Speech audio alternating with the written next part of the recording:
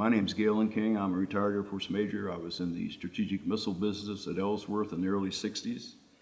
I was in the 66th Strategic Missile Squadron for several years. There was a time in the 66 or 67 time frame when some very unusual things happened at this base with 150 nuclear missiles. The missile crews are 65 feet underground in what we call the launch control facility. The missiles are actually 3 to 5 miles in a semicircle or a circular ring around the launch control facility, and they have communication via wire and via UHF and HF and many ways to get to the capsule, to protect the missiles. Missile sites are very difficult to get into. Even when a missile maintenance team goes out, they have to get permission from the capsule, the crew underground, and there's a huge concrete and metallic sort of a screw that has to go down. It takes about 50 minutes, so nobody can break into a missile site. The security around a Minuteman site is what we call an outer zone and an inner zone. The outer zone, cow can rub up against a fence and you'll get what we call an OZ, an outer zone. A flock of birds could do that also. There was an inner zone, however, that was seismic and a few other things, and when one of those went off, it was very serious because it was right at the missile, right on top of the actual missile itself, where it was enclosed. I was on duty at Echo, which is our squadron command post, and we had an OZ and an IZ, and call it, the strike crew is upstairs, 3 to 5 miles away, and they jumped in their trucks and went roaring out there and called me back and said, "Sir, for lack of a better description, there's a flying saucer hovering over that missile, and there's a beam of reddish light going down to it." Now, this was the first incident of that type. I didn't see it, of course. I was 65 feet underground, but that was my strike crew. There was a similar incident, the second one, and the crew, they called SEC headquarters at this point. And they'd had two around one of the Charlie missiles, and the strike team had called back the same thing, and it was just starting to become a big deal on the base. And SAC headquarters got a hold of it, and one of the colonels called down and said, "Tell me, son, what do you see?" And of course, the poor captain had to struggle and explain that he was 65 feet underground and wasn't seeing anything. Only the strike teams ever had eyes on these things because we were all underground.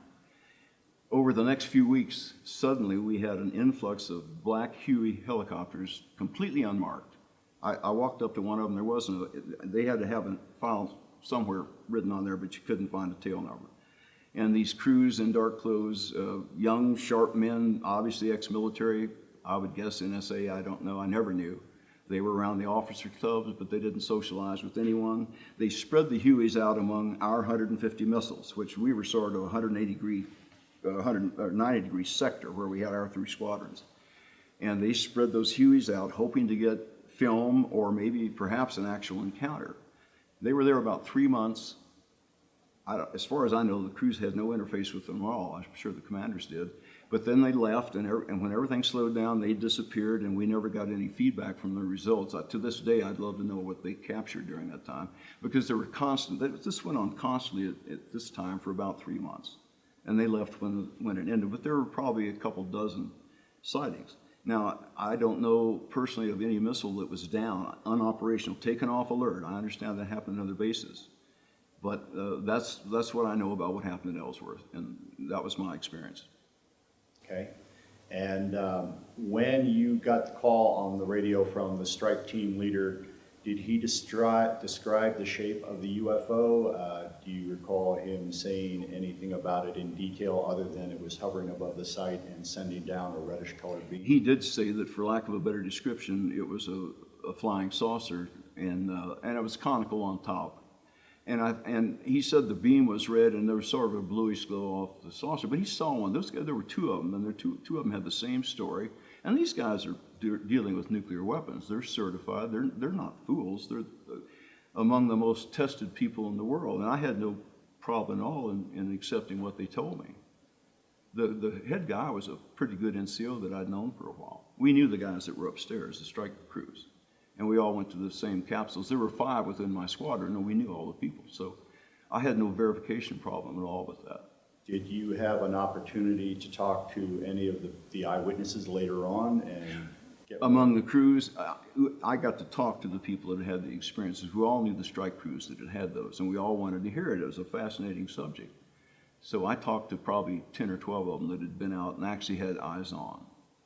And they're all describing saucer-shaped craft, basically. At ours, they were all saucer shaped. I understand there are other shapes have been seen, but I think we had about a 3-month period of incidents, and I believe it was all probably from the same origin and basically the same craft, the way they were described.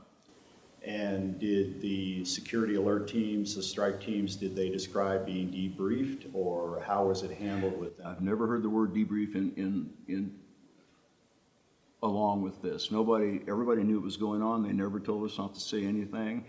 The strike crews, if they'd have been debriefed, they'd have told us, so we knew not to ask questions. We all knew each other.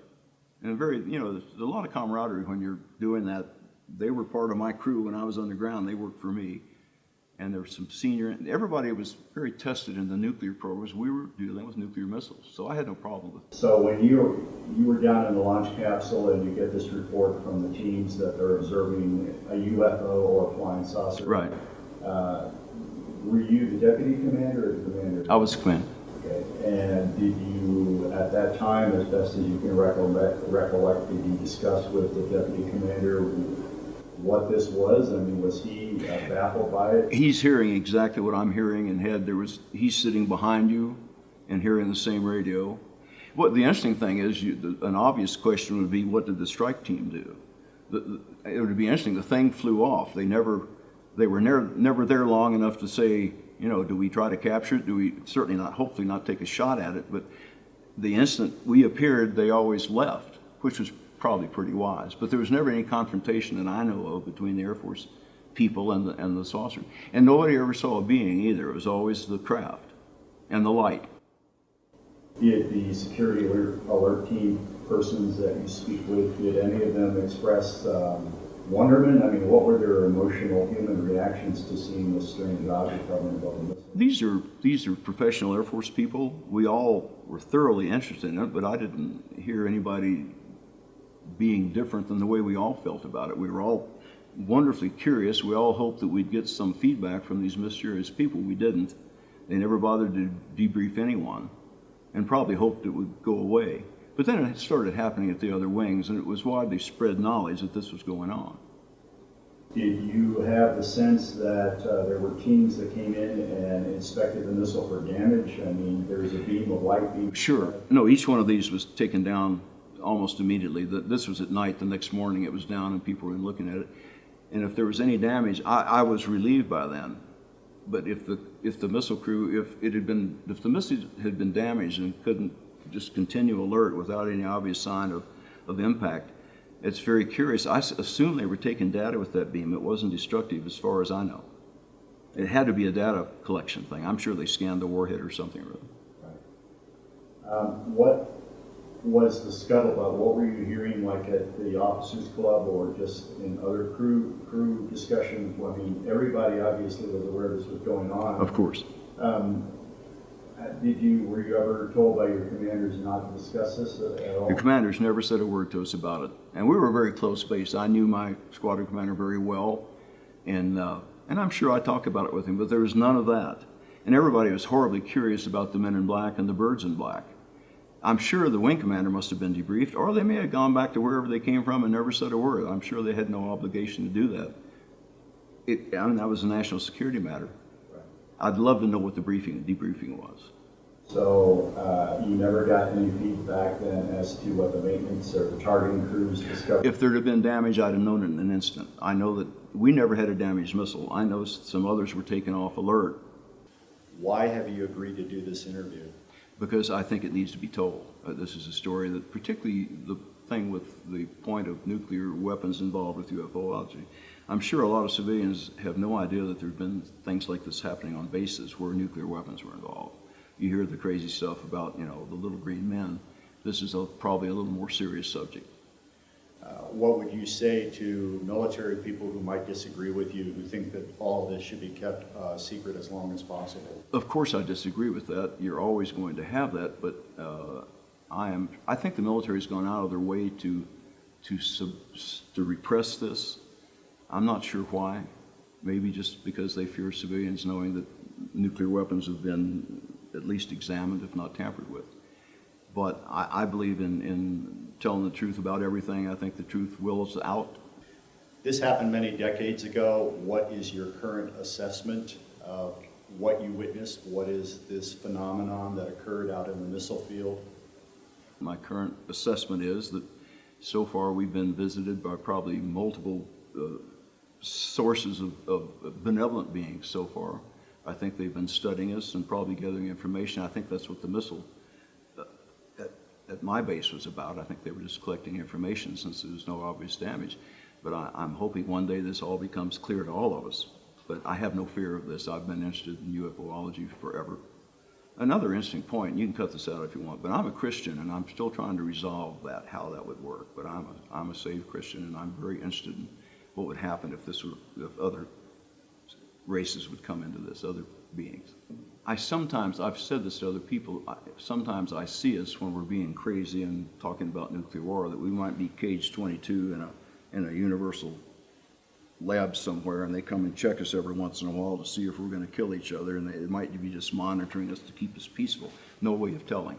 It's been so, they've been so not physical so far. So I hope it's that, and I hope there's something good to come from this.